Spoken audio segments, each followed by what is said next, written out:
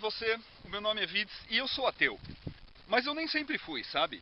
Eu nasci numa família de católicos liberais. E tanto eu como as minhas irmãs crescemos acreditando em Deus, ainda que estivéssemos livres de dogmas cristãos. Nos primeiros anos da minha vida, era muito natural pensar que havia um Deus no comando de tudo. Ele era a resposta final para a maioria das questões que me assaltavam naqueles tempos.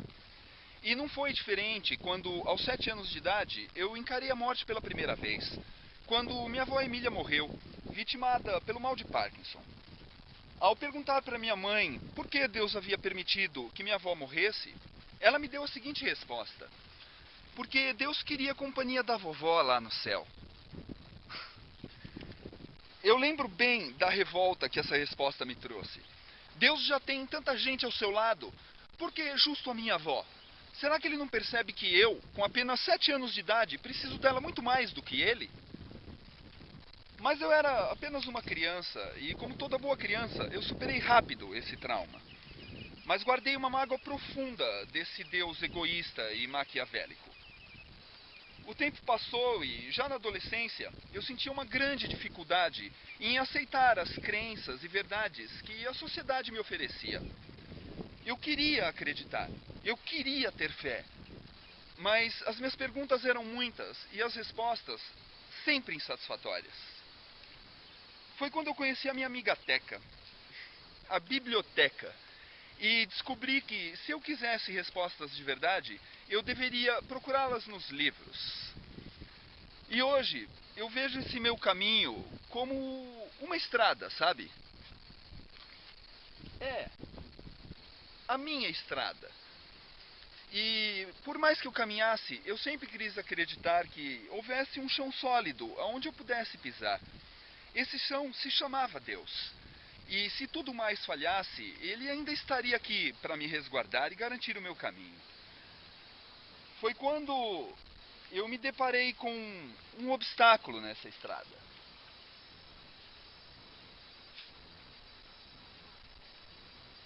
Esse obstáculo se chama ciência.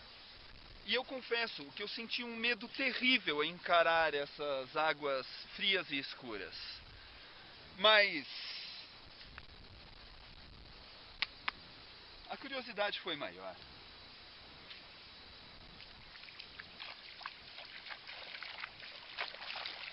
A princípio, eu fiquei assustado com as águas geladas da ciência. Um chão que me parecia sólido, agora parecia coberto de lodo.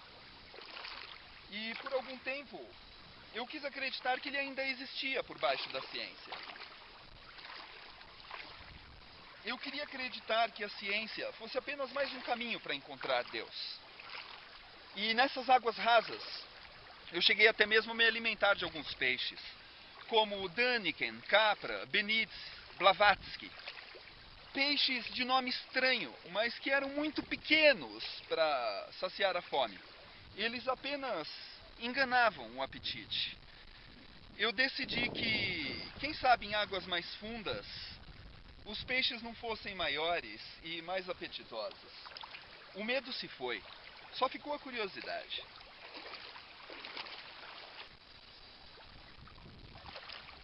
Eu entrei cada vez mais fundo nesse misterioso caminho da ciência. E eu percebi que, a despeito das águas continuarem escuras, ainda havia um chão sólido aonde eu podia pisar. Mas esse chão já não era divino.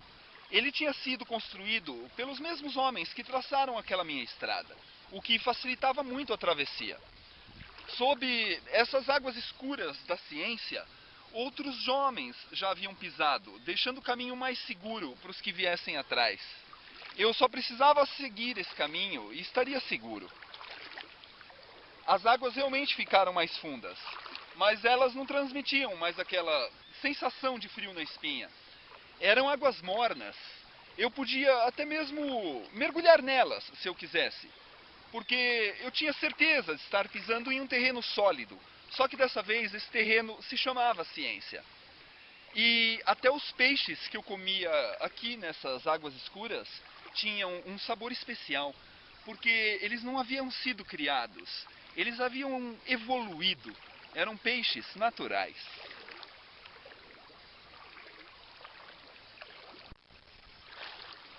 quando as águas voltaram a ficar mais rasas, eu percebi que não havia mistérios nesse caminho e que ele tampouco era um obstáculo. Era apenas outra forma de enxergar a estrada por onde eu caminhava. Quando elas ficaram mais rasas e eu pude voltar a ver o chão onde eu pisava, eu me senti muito mais seguro do que eu me sentia no início dessa estrada. Eu voltei a ver o chão e agora ele estava muito mais sólido. E sabe, em algum lugar desse curto trajeto, as águas enferrujaram e desgastaram as correntes que prendiam meus pés aos dogmas do passado. E eu pude caminhar mais livremente. Percebi que essa mentira com as quais eu havia sido criado serviam como uma corrente e que essas águas escuras enferrujaram essas correntes. Elas me livraram da minha fé. Pobre Deus cristão de mentirinha.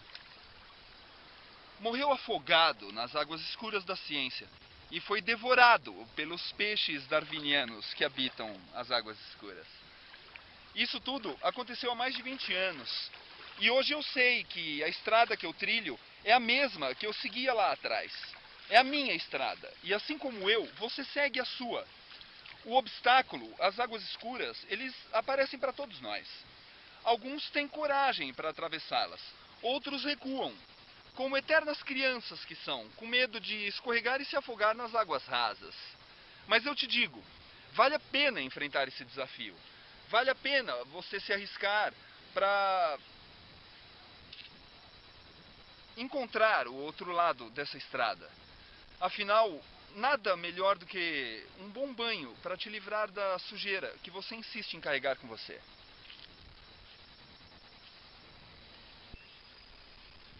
Eu não sei até onde se estende essa minha estrada, mas eu tenho uma segurança absoluta de que, seja para onde quer que ela me conduza, lá no fim eu enfrentarei um outro obstáculo.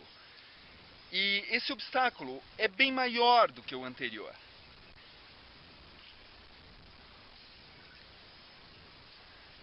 E a esse eu não vou sobreviver. Essas águas são muito mais profundas e o caminho é infinitamente mais longo. Um dia eu chego lá, assim como você. A diferença é a forma com que cada um de nós vai enfrentar esse último obstáculo.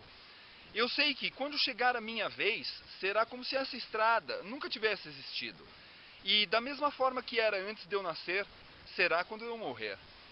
A única coisa que eu posso fazer é deixar as minhas marcas no caminho, para que outros possam se guiar por elas. E esses, por sua vez, decidirão por si só se também desejam que as águas enferrujem os seus grilhões. Agora, se você, filho de Deus, prefere acreditar que é capaz de caminhar sobre essas águas, então reveja as suas crenças. Se você sequer foi capaz de dar um pequeno mergulho naquele breve obstáculo chamado ciência, como pode dizer com tanta certeza que diante desse obstáculo tão maior e tão absoluto você sairá vitorioso? A verdadeira humildade, meu amigo, minha amiga, reside em admitir o quanto você é limitado. E essa limitação também se aplica ao seu tempo de vida. Pense a respeito disso. Um abraço para você. Você sabe que tinha uma aldeia aqui, né? Pois é, tudo cheio d'água agora. É, eu nem lembro mais qual é o nome dela, mas Pertenceu à região. quem vem aqui fala, isso daqui é uma coisa de Deus. Pois é. Ah,